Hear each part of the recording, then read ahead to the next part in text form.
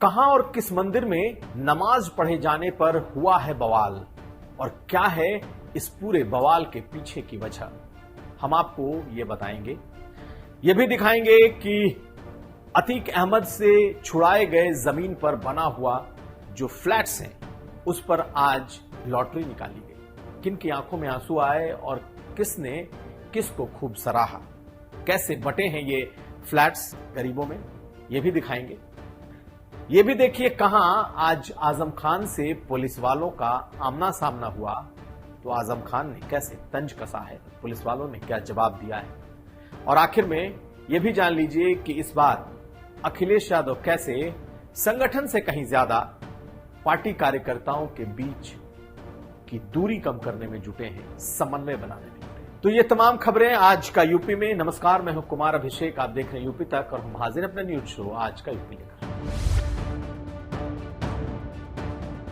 तो आज हापुड़ जिले का सिद्धपीठ चंडी मंदिर आज सुर्खियों में रहा, चर्चा में रहा, और उस चर्चा की वजह ये कि आज सुबह तब हंगामा हो गया जब एक संदिग्ध युवक ने मंदिर के बीचों बीच प्रांगण में पहले सुबह उसने नमाज अदा कर दी। सुबह 4:42 पर एक शख्स चंडी मंदिर में नमाज पढ़ता हुआ देखा गया और उसके बाद वहां हंगामा मच गया।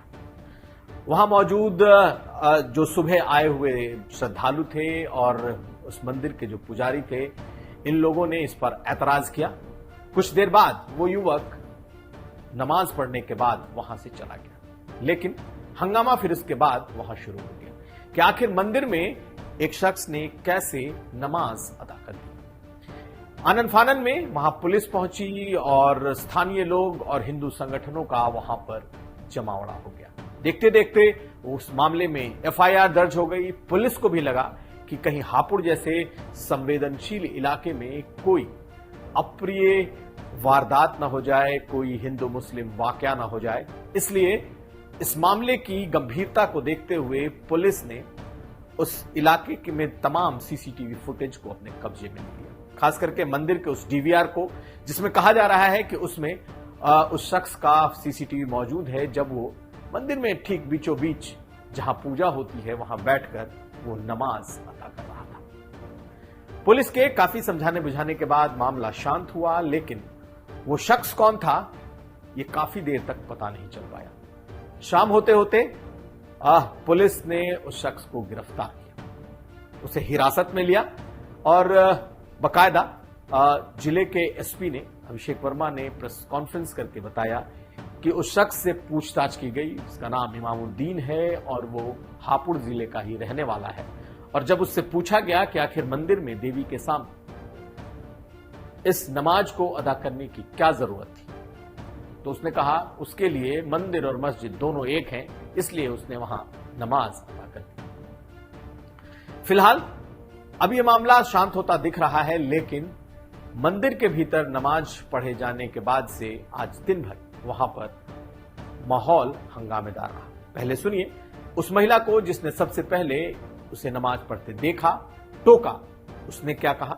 बस वो इधर को मुंह करके गेट की तरफ को नमाज पढ़ रहा था, कपड़ा बिछा के, और सिर पर कपड़ा बांधा हुआ भी था। उसने शक्ल मैंने नहीं देखी कि उसकी कैसी शक्ल थी, न मैं उसको जानती कि कभी वो मिल भी जाए तो मैं पहचानूं, लेकिन किसी ने उसको कुछ नहीं कहा। वो पढ़ता रहा नमाज।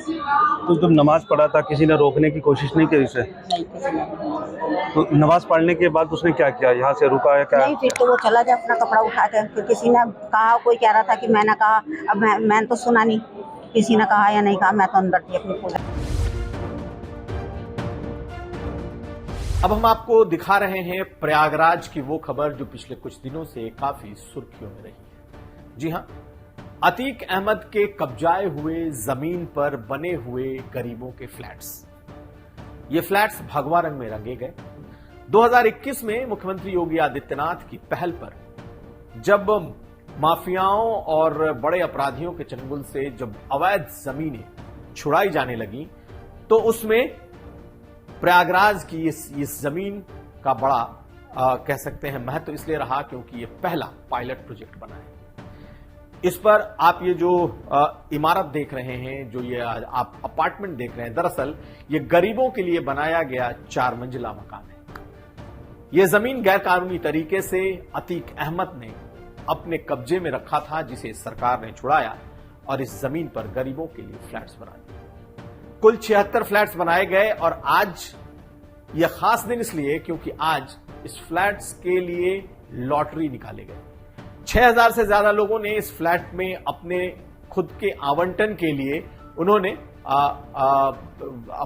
अर्जी दी थी और आज बाकायदा इस पर लॉटरी निकाली गई। 76 लोगों को आज ये आवंटित हुए। लोगों के आंखों में खुशी के आंसू थे। इस महिला को सुनिए और इसका कहना है कि इसके पास न कोई छत थी न घर था, लेकिन अब वो 2 बेटियों को इस छत के नीचे पाल पाएगी। पहले आप इस दृश्य को देख लीजिए, उसके बाद हम इस बारे में और तफसील से बताएंगे। फ्लैट मिला है, कितनी खुशी है?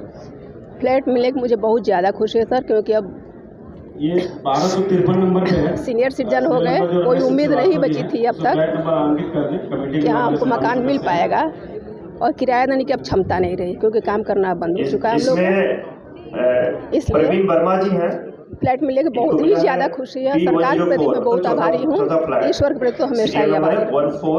सरकार ने सपना पूरा किया है। हाँ, सरकार ने हमारा सपना पूरा कर दिया, अपना घर हो जाएगा, कम से कम बुढ़ापे में कहीं भटकना नहीं। आप लोग आते रहिए, जल्दी रहिए। राजरूपपुरी। नाम बताएं। श्रीमती संगीता श्रीवास्तव। तो आपने देखा कि एक माफिया से छुड़ाई गई जमीन पर कैसे गरीबों के लिए आशियाने बनाए जा सकते हैं। आज इसकी जब लॉटरी निकली है, उसके बाद जब हमारी टीम ने इस बिल्डिंग का मुआयना किया, पता यह चला कि हर फ्लैटियर को, हर गरीब को एक एक जो फ्लैट मिला है उसमें 2 कमरे हैं, किचन है, इसके अलावा टॉयलेट्स हैं। और पहली बार ऐसा हुआ है कि महज 3.5 लाख रुपए में उन्हें यह घर मिला है। 1.5 लाख रुपए केंद्र सरकार और 1 लाख रुपए राज्य सरकार ने इसमें सब्सिडी दी है। कुल 6 लाख का यह मकान है और 76 गरीबों को आज ये अलॉट हो गया। आने वाले वक्त में ऐसे कई प्लॉट्स पर गरीबों के आशियाने बनते हुए दिखाई दे सकते हैं। दरअसल यह योगी आदित्यनाथ का एक ड्रीम प्रोजेक्ट जैसा है कि माफियाओं से जमीनें छुड़ाओ और उसे गरीबों के लिए उस पर मकान बनवाओ। अब अगली खबर। आजम खान अपने एक खास अंदाज के लिए जाने जाते हैं। जो पसंद न हो उस पर वो तंज कसने से कभी बाज नहीं आते। चाहे उन पर कितनी ही गाज क्यों न गिर जाए, आजम खान अपने इस तंज कसने की कला को कभी नहीं छोड़ते। तो आज हम आपको दिखाने जा रहे हैं कैसे इतना कुछ झेलने के बावजूद आज आजम खान और पुलिस वाले जब आमने सामने हुए तो आजम खान के मुंह से पुलिस वालों के लिए क्या निकला। दरअसल 2 जन्म प्रमाण पत्र मामले में आज सुनवाई के लिए आजम खान रामपुर के कलेक्ट्रेट पहुंचे थे और वहां उनके सुरक्षा के लिए पुलिस वालों की तैनाती थी। जब पुलिस वाले उनके सामने उन्हें दिखाई दिए तो उन्होंने कह दिया तंज कसा कि आप ही पुलिस वाले हैं ना जो लोगों को मारते हैं। सुनिए किस तरीके से उन्होंने पुलिस वालों पर ये बातें कही। उसके बाद ये भी देखिए कि उस पुलिस वाले ने क्या जवाब दिया। अरे नहीं, हम कैसे मरवाते?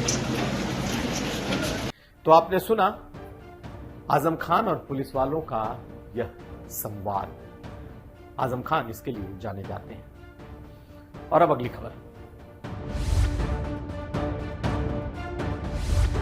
अगली खबर सियासत की है। अखिलेश यादव इन दिनों अपने संगठन के कील कांटे दुरुस्त करने में जुटे हैं। लखीमपुर से उन्होंने शुरुआत की है, पीलीभीत, लखीमपुर और अब वो सीतापुर पहुंचे हैं। कल सीतापुर में अखिलेश यादव का अपने इस प्रशिक्षण शिविर में कार्यक्रम होगा। लेकिन एक खास बात इस उनके संगठन के नए कार्यक्रम में दिखाई दे रही है। आज हालांकि आपको बताएं और दिखाएं कि अखिलेश यादव हर जिले में 2 दिनों का कार्यक्रम रखते हैं। पहले दिन बड़े नेता वहां पहुंचते हैं जिसमें शिवपाल यादव, रामगोपाल यादव, इस तरीके के सीनियर बड़े नेता होते हैं। अगले दिन जब प्रशिक्षण शिविर होता है उसमें अखिलेश यादव पहुंचते हैं, उनका भाषण होता है और उसके बाद फिर वो रथ लेकर शहर में निकलते हैं और एक तरीके से वो पूरी की पूरी उनकी यात्रा जनसभा में तब्दील हो जाती है। लेकिन ये तो एक फॉर्मेट है जिस पर अखिलेश यादव अपना संगठन बनाने, अपने लोगों को जोड़ने और 2024 की तैयारी करने निकले हैं। लेकिन एक खास बात है, खास बात ये कि इस बार अखिलेश यादव पूरी तरीके से बहुत ही सीरियस होकर के अपने संगठन को चुस्त दुरुस्त करने में लगे हुए। संगठन के अलावा उनका जोर इस बार पार्टी के भीतर जिले जिले में पनपे हुए नेताओं के बीच के मतभेद को कम करने का है। इसलिए कल जब वो सीतापुर में प्रशिक्षण बैठक में होंगे, उसके पहले वो अपने तमाम जिले और इलाके के नेताओं के साथ अनौपचारिक बातचीत कर रहे हैं। सबसे बुला करके सबको मिल रहे हैं। अलग अलग तरीके से, अनौपचारिक तरीके से मुलाकात होती है जिसमें कोई मीडिया अलाउड नहीं होता और आपस की बातचीत में कोशिश ये होती है कि नेताओं के बीच के विवाद और मनमुटाव को खत्म किया जा सके। 2024 की तैयारी में यह उनका अहम कदम है, क्योंकि समाजवादी पार्टी जितनी मजबूत दिखाई देती है, दरअसल वो अपने मतभेदों, मनभेदों और पार्टी के नेताओं के आपसी मनमुटाव और लड़ाई झगड़े के चलते शायद अपनी पूरी ताकत से नहीं लड़ पाती। इसे भांपते हुए, संगठन को बाद में रखते हुए पहले जिले में जो मौजूद गोलबंदी, गुटबाजी है, उसको खत्म करने का अखिलेश यादव ने बीड़ा उठाया है और इसीलिए कुछ इस तरीके से पूरे कार्यक्रम को फॉर्मेट किया गया है कि प्रशिक्षण शिविर में जाने और उसमें भाषण देने के पहले, शहर में अपने रथ से यात्रा निकालने के पहले वो तमाम बड़े नेताओं से जिले के, इलाके के अलग से मिल रहे हैं, आमने सामने बिठा रहे हैं और फिर जो प्रॉब्लम है, जो समस्या है, उसका निदान करने की कोशिश कर रहे हैं। तो नई कोशिश है अखिलेश यादव की अपने संगठन को चुस्त दुरुस्त करने की। नजर रहेगी कि इसका कितना असर होता है। तो ये था आज का यूपी। हम फिर हाजिर होंगे, तब तक आप देखते रहिए यूपी तक।